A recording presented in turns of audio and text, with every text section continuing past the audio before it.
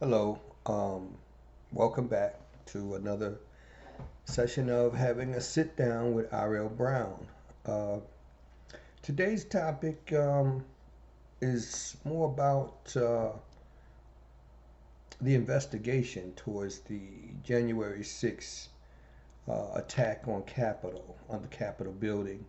And I just want to say I give much applause to the investigators and the prosecutors. They're doing a wonderful job of finding these people, um, charging them. And what's funny about it is how all of a sudden now these people, these tough guys that, was beating their chests on January 6th, climbing up the walls and running around with barbarian type horns on their heads and furs on and wearing their bare chest and paint all on their bodies and carrying bear spray and guns. All of these people were down here so tough on January 6th. You would swear that they had the ability to lock down not just the capital but the whole country and then take on the world. You know, and now they're squirming like pigs. They're now they got excuses as to they're blaming Donald Trump now, which I do also in part, but a greater part also goes to common sense, and you all know that. If the president say it would have told them all to, go to the highest building in Washington D.C. and every one of them jump off the building without a parachute, I probably, could bet, the house and every dime I got that not one of them would have jumped up. Then again, maybe he do got a few fools that probably would go to that extent. But I guarantee you, the lot that was inside of the Capitol on that particular day, you know, less than 1% of 1% would have jumped off that building. That's what I'm trying to say. Um, so yeah, I give so much props to the investigators that are finding them, dragging their behinds into the courts, the prosecutors hitting them, and I hear that some of them can get up to 60 years. Now, the ones that I'm slow to applaud to right now is the judges, though, because, let's face it, in America, when people of color do crimes, if any one of us would have went up there, we'd have been shot down before we even made it to the Capitol step. There wouldn't have been no Capitol step pushing back barricades and stuff. They'd have shot us as soon as we was coming within 100 feet of that building. You know, and that's any people of color. You know what I mean? We would not have been breaking in windows. We would not have been hanging. If anything, not hanging from our hands. We'd have been hanging from a rope or something. But you know, as I always say, my comments are not racist or anything. It's not because I don't believe that racism works for either anyone, either side.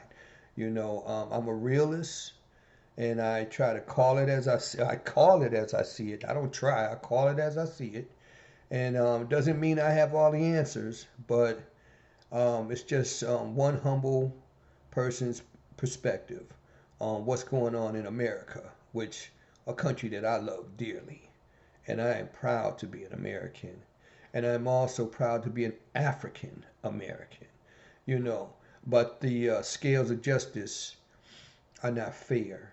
And that's something that does need to be talked about and even further dealt with. Change must come. You know, getting back to these barbarians that stormed the gates in the Capitol. Now they're crying about they didn't know the depth of what they were going through. Um, they were mesmerized by the president that they didn't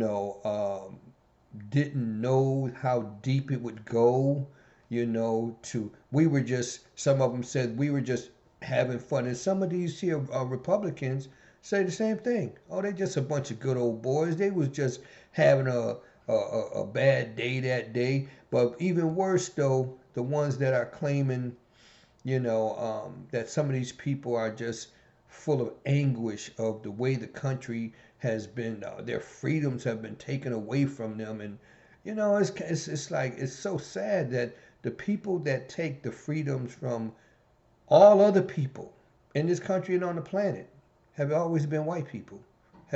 Majority, I'm talking about, has been in this country white people. Let's stick with United States, you know. And they're the first ones that you talk about take away something as simple as one particular right of theirs, and they ready to go to war. You understand? When there's so much wrong that goes against people of color in this country. I want to see if judges are going to be fair, and I want to see if they're going to be as diligent and vigilant about justice. I hate that sometimes they see people uh,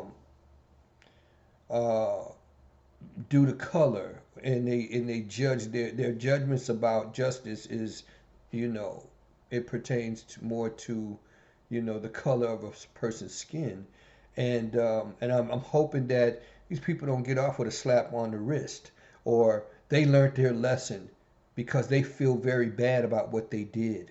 I mean, this is the kind of crap that they'll put out there. And then the mental health piece.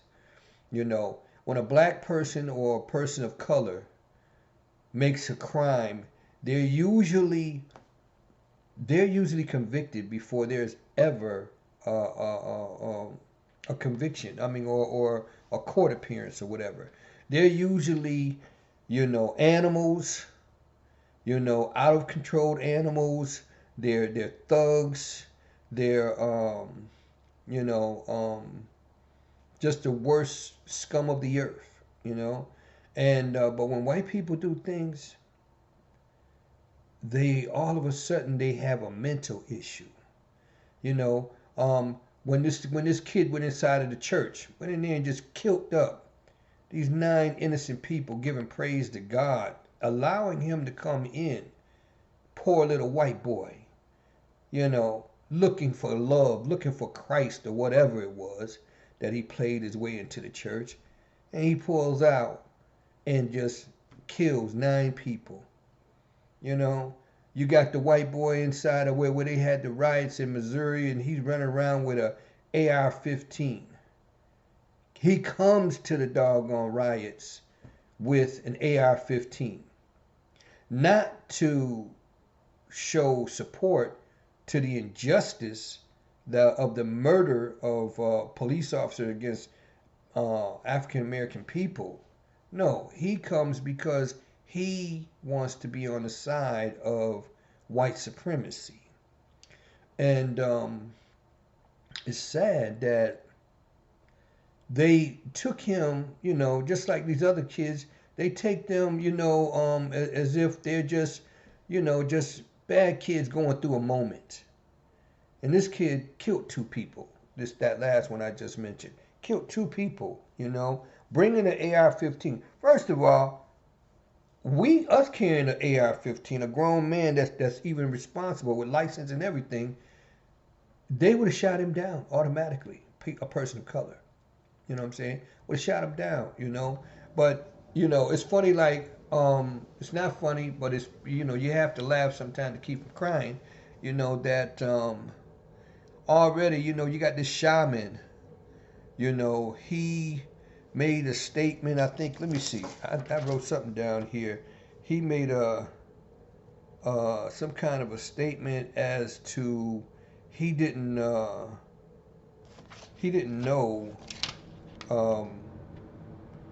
This is it. He immediately went to knocking on the white victimization door. You know, I call it it's the victimization. Anytime you see something, you can get even a Karen, these crazy Karens out here, right? You know, the white women that come after people and tell them that they're not allowed in the building where they live at paying rent, but they're not allowed it because she or has never seen them before, or she doesn't know all their business and where do they work and what do they do, and they gotta, kind of like sign in with her to go to their own apartments, and then when, just like the other one did this, there's another one who was out in the park, her dog wasn't on a leash or something, and the black man told her the dog should be on a leash, which it should. Laws are for everybody to adhere to. And then she went off and called the police and emphasized it's a black man out here trying to harm me. And then when they get caught in the act, they immediately go to victimization. You know what I mean? I didn't know. I really didn't know. Oh my God, I don't have a racist bone in my body. And it's like someone's life could have been snuffed out had it not been on tape. Thank God. This is the age that we're in, that we have tools now, and where we shouldn't have had to prove anything, with the camera. But this is where we're at today. But listen, going back to the QAnon quack, it's just like he went to the victimization door, knocking on it. Said he and others were having a difficult time piercing together all that happened to us, around us, and by us. He also explained, we are good people who care deeply about our country. It's the victimization. They go right back to poor me. As he said, all that has happened to us. When you think about the things that have been done to all other people in this country, white people don't have nothing to really cry about. Not very much at all, especially when it comes to the economics or the, anything that does with the power structure of this country. Education, economics, medicine, all of these things you've had an advantage on. And if y'all ain't got an advantage on it, well, that's y'all fault, because y'all had over 400 years of a head start where the field was made to make you first. You know what I mean? Again, this is not racist rhetoric. This is just facts, But I even teach my children, watch when white people do things. They can spew out all kind of hatred in other people's faces. And when someone catches them in the act and do not side with them, they immediately become the victim. And my problem with my own people and a lot of other people of color is that although they may have been the recipient of this evil vial that comes from these people, we are so quick to forgive. And forgiving is a good thing. But at some point, you can't just forgive without making people accountable, And that's where I'm at with these judges. I am hoping that these judges, that resides on these cases against these 300 plus people that have been brought to justice, that they are hit with the harshest penalties, so that no one in the future, no white boy or no other person, black people and people of color already know, man, we ain't about to even go there. You understand what they did? You know what I'm saying? Unless we come strapped, ready to die right off the muscle. But I hope that these judges judge these cases in a way whereas they give them the full brunt of the law, to make them think about it. And then you have some of these people that now they're crying about, well, I own a business and my employees, they're suffering now.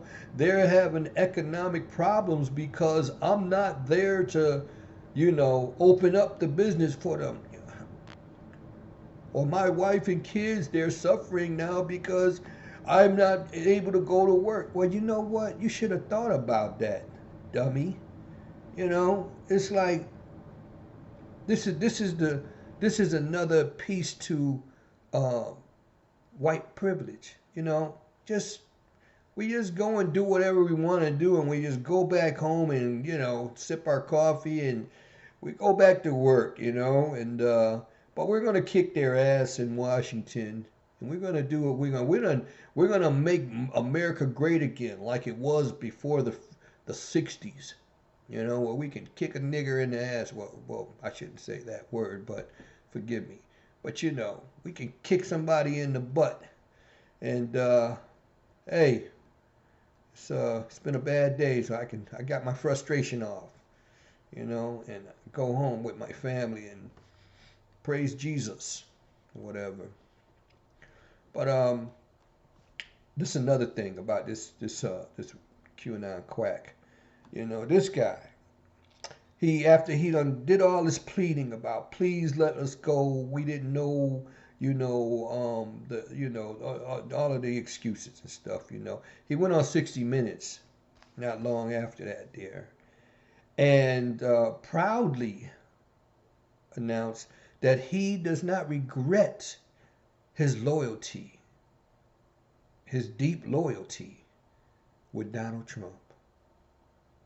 Well, Donald Humpty Dumpty sat on the wall Trump, right? He doesn't he has no bad feelings about us, So what does that tell us? That he's not genuine at all. It tells me that the same way they tried they tried everything they could to overturn the government. Now they're trying everything they can to get out of being accountable for what they brought to the Capitol. Because the importance of this here, what people need to understand is this was just not an act of a riot. This was an attack on democracy. What makes America great and has made America the greatest country on this planet is the institution of democracy. Of the people, by the people, for the people. This is the type of, I guess, mission statement that makes this country so unique, and you have Caucasian people that just feels as though it was only meant for them. I don't think in the beginning of this country, knowing that they have already invaded a land that belonged to people of a different shade, and that they were bringing Africans in, and that the Chinese were coming in. This was all in their plan to build this country, to make this here a melting pot, to make this here a country for all. It was the great dream. It was the promised land, right?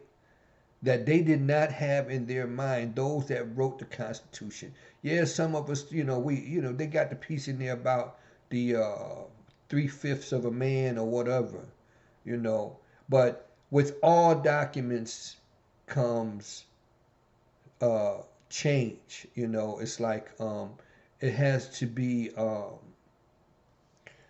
re-edited. You know what I'm saying? It has, time has a way of changing things. And so you would think that people today, well, there are some people,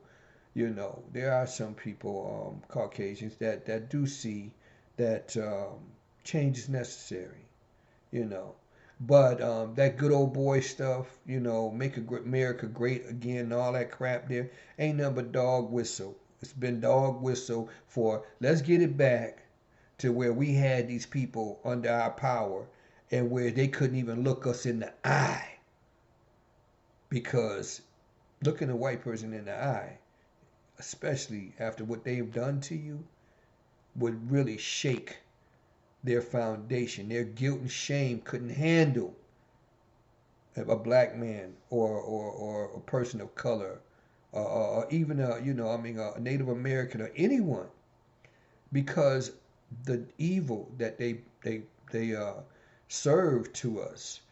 Um, no man can do that. Well, I can say no man, but very few men can do that type of evil and not feel no guilt and shame. There was some that Strom, what was his name? Strom Thurmond. He was one that had hate.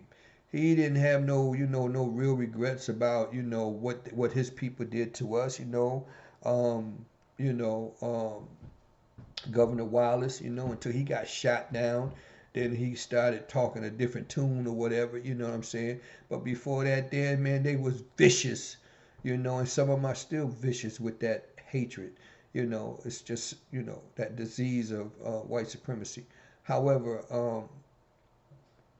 I'm just, let's just keep a watch on things. And if the judges do not give out what is really deserving of the January 6th invasion attack on the Capitol, we all need to speak up and shake things up in this country as far as the laws and the unique way that laws are distributed amongst the people, all the people, and how they differentiate when their skin is pale. Okay. And other than that, I didn't want to waste your time too much. Hopefully, this was something that you got something out of. And don't forget to like, share, subscribe, comment. I love to hear your comments. I know I don't have all the answers. I do like to dialogue, and hopefully at some place, I can have people to come on and give their points of view, and we can have discussion. With that, thanks for sharing this time with R.L. Brown, having a sit down with R.L. Brown. God bless. Peace, love, and respect. Take care.